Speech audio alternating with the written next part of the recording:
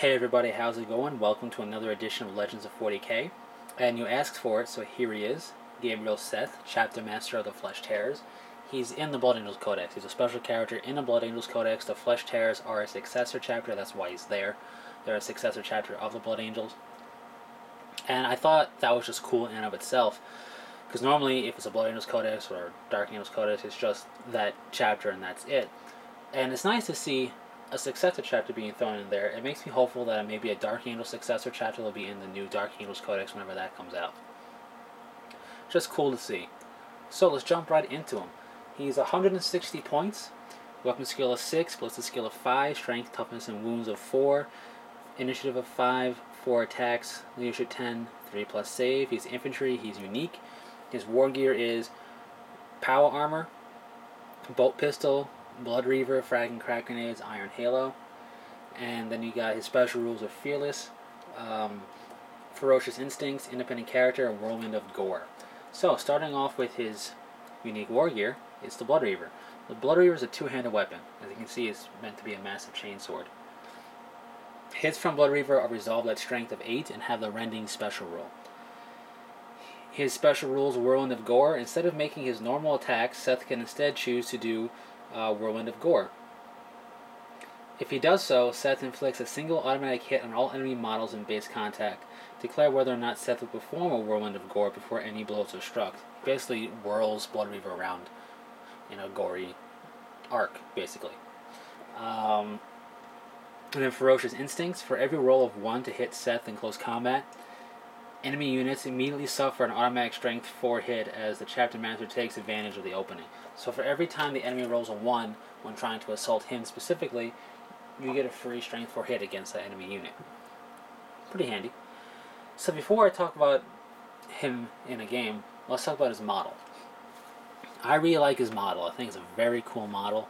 When I first saw it, the first thing I thought is, if you can grind down the Flesh Tearers iconography on it, and then cut off the front, or the top and the bottom of his weapon, and extend it out to make it look like a Thunderhammer, you have Gabriel Angelos. He is Gabriel Seth. You have Gabriel Angelos of the Blood Ravens. That was my first thought when I saw this model.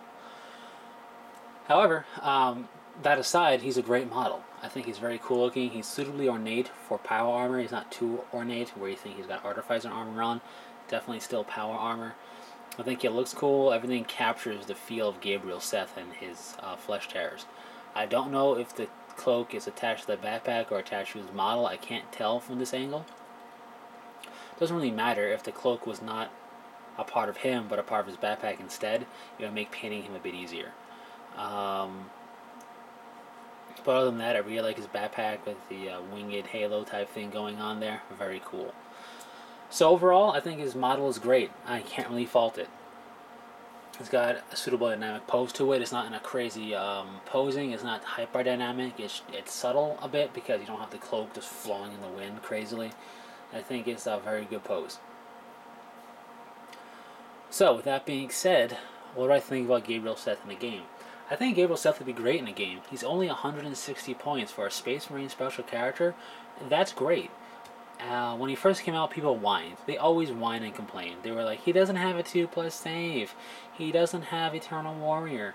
He doesn't ignore armor. Wham, wham, wham, wham. Who cares? This is Gabriel Seth we're talking about. He's a bruiser. He's a brawler. He's meant to troop hunt. Go after the enemy's light infantry. You know, take out their troopers. Take out their smaller squads like a Devastator squad. Go after that. Assault something like that. They're not meant to. He's not meant to HQ hunt specifically. He's more of the anti-troop, and that's great. Being able to cut into enemy infantry and excelling at it, that's really good. Think about some of the armies out there. Pretty much the entire force has a very similar stat line, doesn't it? So if his ability is to cut through things like that, as long as they're not dedicated assaulters themselves, he won't really have a problem. Even against dedicated assaulters, he could hold his own, but I wouldn't risk it personally, not right away, and I'd definitely have him supported in that aspect. But he's such a bruiser that you could throw him by himself against enemy Imperial Guard squads or Tau Fire Warrior squads, even like an Orc Boy squad by himself. He might go down because of the hidden Power Claw and a Sea of Green, but he's can definitely put the hurt by himself.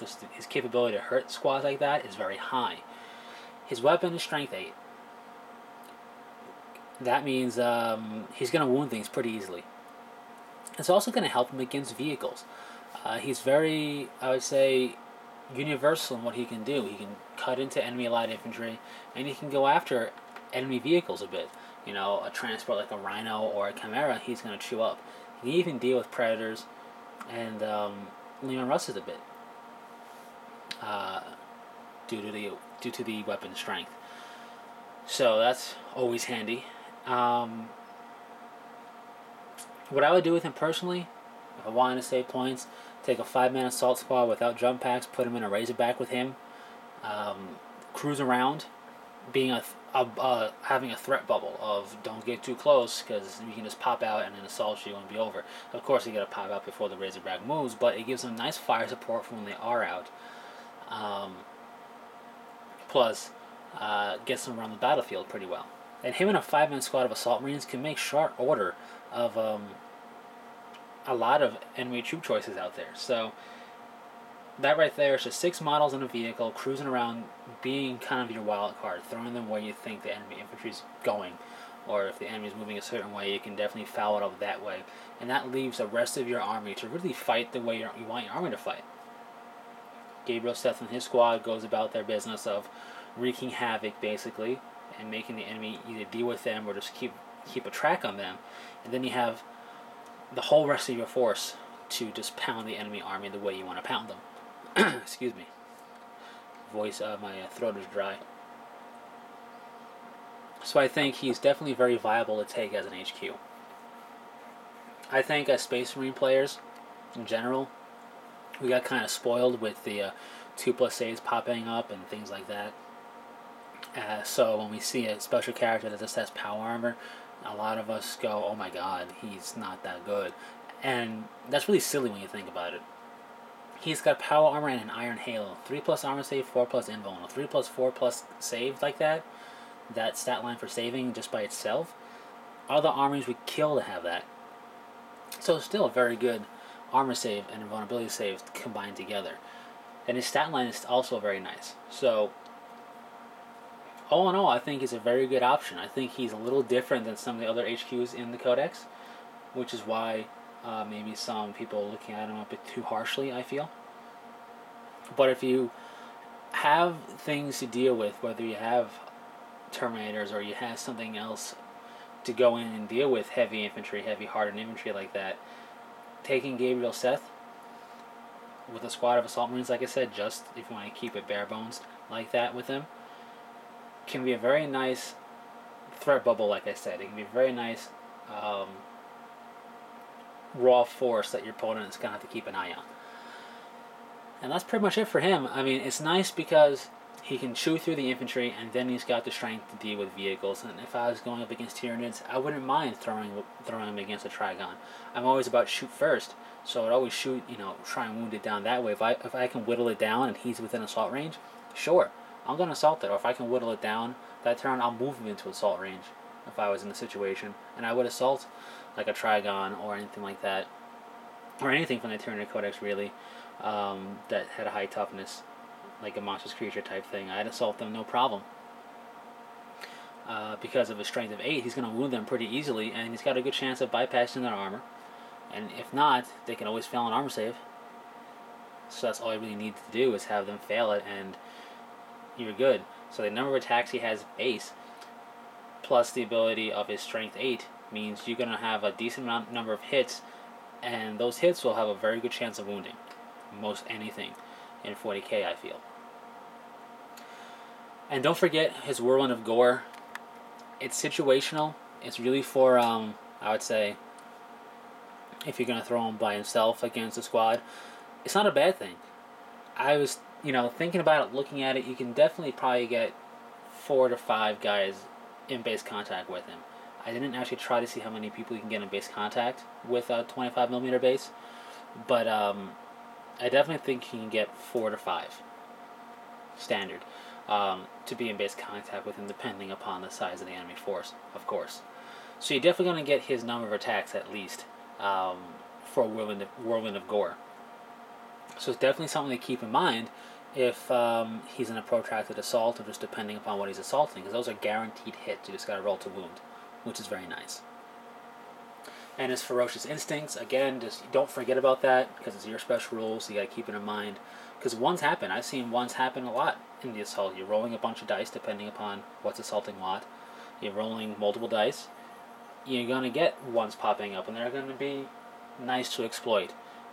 Once you Gabriel said, it's not going to be like game breaking necessarily. It has the potential, maybe, but it's going to be extra hits for you. Extra rolls to wound, which means the potential for extra rolls for your opponent to try and make an armor save. And the more dice they roll, the better chance they have of failing, and that always helps you out. Anyways, that's Gabriel Seth. I think he's a great special character to keep in mind in the Blood Angels Codex. I think he looks awesome as his model goes. He fits the fluff of the Flesh Tearers, and I think his rules and war gear are very nice. For 160 points, I think he's definitely a very attractive option, as long as you keep in mind what he's meant for. And that's it. That's just my opinion. I'm not saying it's fact. You don't have to go and use him. You may hate him. It's all up to you. But me personally, I think he's a good option. Just got to keep in mind what he's meant for. Anyways, that's it for Gabriel Seth.